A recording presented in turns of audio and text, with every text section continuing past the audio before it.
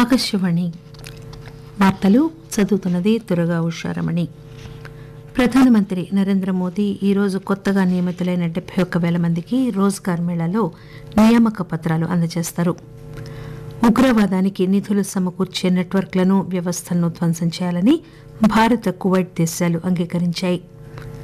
గ్రామీణ ప్రాంతాల ముఖ చిత్రం మారేంత వరకు మన దేశం అభివృద్ది చెందిన దేశం కాలేదని ఉపరాష్టపతి జగదీప్ ధన్కడ్ అన్నారు.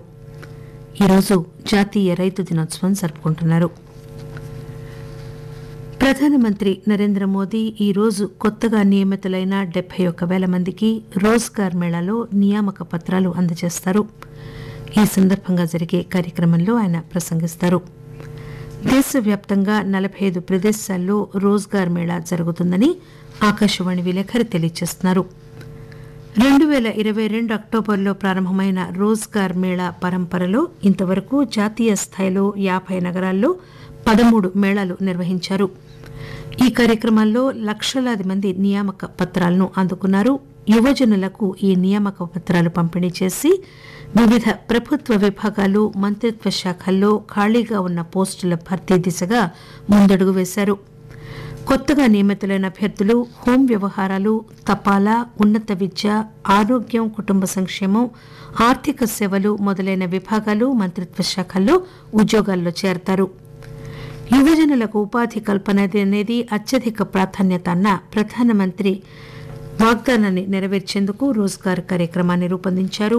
జాతి నిర్మాణంలో, స్వీయ సాధికారత సాధనలో యువజనులకు అవకాశాలు కల్పించేందుకు ఈ కార్యక్రమాన్ని రూపొందించారు.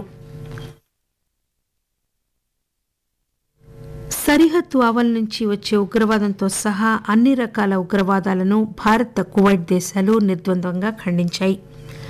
ఉగ్రవాదానికి నిధులు సమకూర్చే నెట్వర్క్లను, వ్యవస్థలను నిర్వీర్యం చేయాలని, ఉగ్రవాద మౌలిక సదుపాయాలను ధ్వంసం చేసి వారికి వివిధ దేశాల్లో ఉన్న ఆశ్రయాలను కూడా నాశనం చేయాలని రెండు దేశాలు అంగీకరించాయి. ప్రధానమంత్రి నరేంద్ర మోదీ కువైట్ సందర్శించిన సందర్భంగా ఉగ్రవాద వ్యతిరేక చర్యలు, సైబర్ భద్రత, తీవ్రవాద వ్యాప్తి మొదలైన వాటిని ఎదుర్కొనేందుకు సహకారాన్ని మరింతగా పెంపొందించాలని అంగీకరించారు. ఈ సందర్భంగా విదేశీ వ్యవహారాల మంత్రిత్వ శాఖ ఒక సంయుక్త ప్రకటన చేస్తూ రెండు దేశాల మధ్య ఉగ్రవాద వ్యతిరేక చర్యల్లో సహకారాన్ని పెంపొందించాలని అంగీకరించారని, చట్టాల అమలు, మనీ లాండరింగ్ నిరోధం, మాదక ద్రవ్యాల అక్రమ రవాణా నిరోధం, ఇతర అంతర్జాతీయ నేరాలను అదుపు చేసేందుకు మరింత బలమైన చర్యలు తీసుకోవాలని అంగీకరించారని పేర్కొంది. ఉగ్రవాదం కోసం సైబర్ స్పేస్ వినియోగం, సామాజిక సామరస్యాన్ని దెబ్బతీసేందుకు జరిగే ప్రయత్నాలను అడ్డుకోవాలని కూడా రెండు దేశాలు అంగీకరించాయి. భారత్ అధ్యక్ష బాధ్యతలో కువైట్ షాంఘై సహకార సంస్థలో కొత్త సభ్య దేశంగా చేరడం పట్ల హర్షం ప్రకటించిన భారత్, యునైటెడ్ నేషన్స్లోనూ ఇతర బహుళపక్ష వేదికలపైన రెండు దేశాల మధ్య సమన్వయం ఉండడం పట్ల కూడా హర్షం ప్రకటించింది. సుపరిపాలన పద్ధతులపై జాతీయ శిక్షణ, పింఛన్ల శాఖ సహాయ మంత్రి డాక్టర్ జితేంద్ర సింగ్ ఈరోజు న్యూఢిల్లీలో ప్రారంభిస్తారు. అన్ని మంత్రిత్వ శాఖలు, విభాగాలకు చెందిన అధికారులు ఈ శిబిరంలో పాల్గొంటారు. స్వచ్ఛత క్యాంపెయిన్ 4.0 కార్యక్రమంలో ఉత్తమ పద్ధతులపై ఒక ప్రదర్శనను కూడా డాక్టర్ జితేంద్ర సింగ్ ప్రారంభిస్తారు. వివిధ మంత్రిత్వ శాఖలు, విభాగాలు తమ తమ శాఖల్లో స్వచ్ఛత ప్రచారంలో భాగంగా సాధించిన విజయాలు, ఉత్తమ పద్ధతులను ప్రదర్శించడంతో పాటు ఒక అంచనా నివేదికను కూడా సమర్పిస్తారు. 4వ సుపరిపాలనా వారోత్సవాల సందర్భంగా ప్రధానమంత్రి నరేంద్ర మోదీ ఒక సందేశం ఇస్తూ సుపరిపాలన దేశ ప్రగతికి కీలకమని అన్నారు. పారదర్శకమైన, సమర్థవంతమైన, జవాబుదారీతనంతో కూడుకున్న పాలనా యంత్రాంగం దేశంలో ఎంతగానో అవసరమని, అటువంటి యంత్రాంగం ఉంటేనే ప్రజల సంక్షేమం, అభివృద్ధికి పనిచేయగలుగుతుందని ప్రధానమంత్రి పేర్కొన్నారు. న్యూఢిల్లీలో ఈరోజు జరిగే క్రిస్మస్ వేడుకల్లో ప్రధానమంత్రి నరేంద్ర మోదీ పాల్గొంటారు. Catholic bishops conference of India ఈ కార్యక్రమాన్ని నిర్వహిస్తోంది. క్రైస్తవ సమాజానికి చెందిన కార్డినల్స్, బిషప్స్, ప్రముఖ నాయకులతో ఈ సందర్భంగా ప్రధానమంత్రి ఇష్టాగోష్ఠి నిర్వహిస్తారు. దేశంలో కేథలిక్ చర్చి కేంద్ర కార్యాలయంలో జరిగే కార్యక్రమానికి ప్రధానమంత్రి హాజరు కావడం ఇదే మొదటిసారి.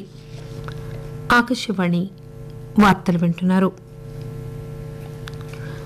వ్యవసాయం గ్రామీణాభివృద్ధికి వెన్నెముక వంటిదని, గ్రామీణ పరిస్థితులు ముఖ చిత్రం మారేంత వరకు దేశం అభివృద్ధి చెందిన దేశం కాలేదని ఉపరాష్టపతి జగదీప్ ధన్కడ్ అన్నారు.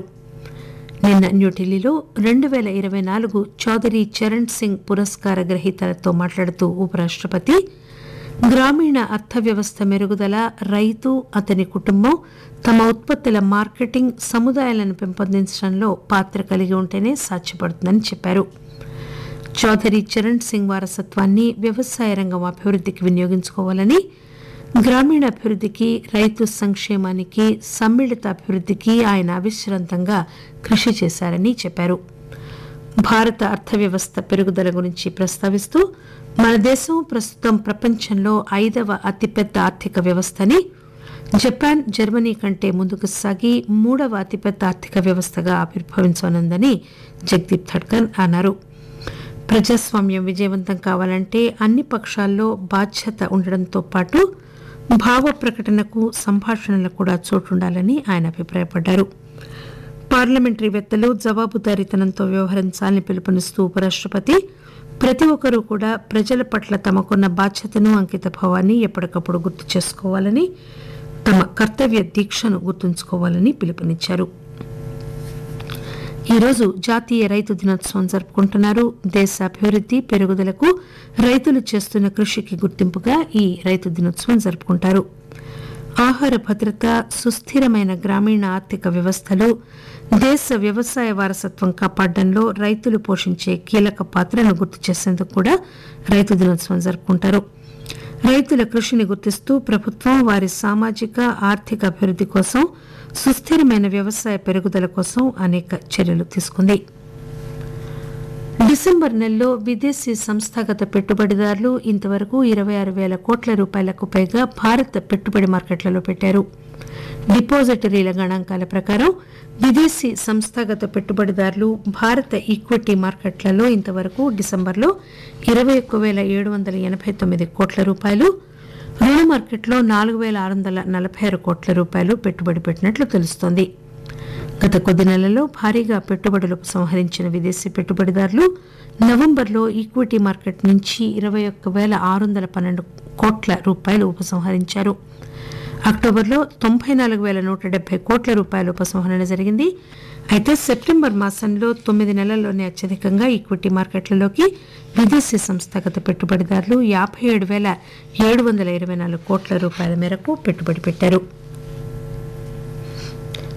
హిమాచల్ ప్రదేశ్, జమ్మూ కశ్మీర్, లదాఖ్, గిల్గిట్, బాల్టిస్తాన్, ముజఫరాబాద్ లో కొన్ని ప్రాంతాల్లో తీవ్రమైన చలి నెలకొంటుందని భారత వాతావరణ శాఖ హెచ్చరించింది.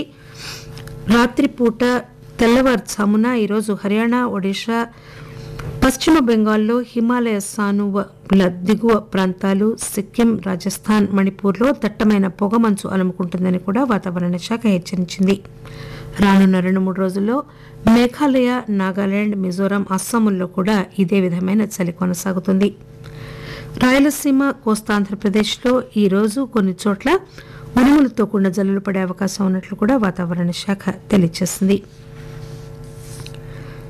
గాజా ప్రాంతంలో గత 24 గంటల్లో ఇజ్రాయెల్ జరిపిన విమాన దాడుల్లో కనీసం 32 మంది పాలస్తీనియులు మరణించారు, 54 మంది గాయపడ్డట్లు గాజా ఆరోగ్య మంత్రిత్వ శాఖ తెలియజేసింది. ఇజ్రాయెల్కు, హమస్కు మధ్య కాల్పుల విరమణ సాధించేందుకు అంతర్జాతీయ మధ్యవర్తులు చిరకాలంగా ప్రయత్నిస్తున్న సమయంలో ఈ విమాన దాడులు జరిగాయి.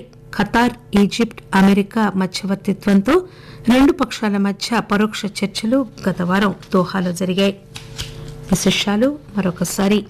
ప్రధానమంత్రి నరేంద్ర మోదీ ఈరోజు కొత్తగా నియమితులైన 71,000 మందికి రోజ్గార్ మేళాలో నియామక పత్రాలు అందజేస్తారు.